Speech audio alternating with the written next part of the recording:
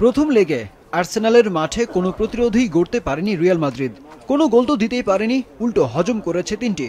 দ্বিতীয় লেগটি তাদের জন্য তাই অগ্নি পরীক্ষা। কিন্তু প্রত্যাবর্তনের গল্প অতীতে অনেকবার লিখেছে রিয়াল। খেলাটা নিজ মাঠ বার্নাবুতে, সমর্থকরাও থাকবে উৎসাহ দিতে। পুরো দল আত্মবিশ্বাসী আছে বলেই জানালেন দলটির মিডফিল্ডার জুড বেলিংহাম।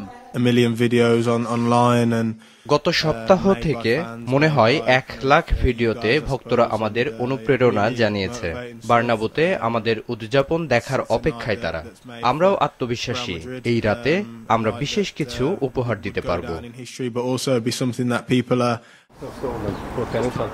এবারে চ্যাম্পিয়ন্স লিগে এখন পর্যন্ত সবচেয়ে বেশি ট্যাকেল রিয়াল মাদ্রিদের। প্রতিপক্ষের কাছ থেকে 228 বার বল কেড়ে নিয়ে আক্রমণ রুখে দিয়েছে রিয়াল মাদ্রিদ। তবে আর্সেনালকে শুধু রুখে দিলেই হবে না, গোলপোস্টে হানা দিতে হবে বেশ জোরে সোরেই।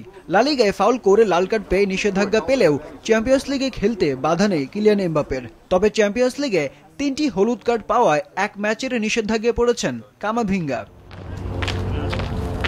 চ্যাম্পিয়ন্স লিগের ইতিহাসে রিয়াল মাদ্রিদের বিপক্ষে এ পর্যন্ত 3টি ম্যাচ খেলেছে আর্সেনাল, হারেনি একটিতেও। 2বার জয়, 1বার ড্র। রিয়ালের বিপক্ষে বাড়তি আত্মবিশ্বাস নিয়ে নামবে গানাররা।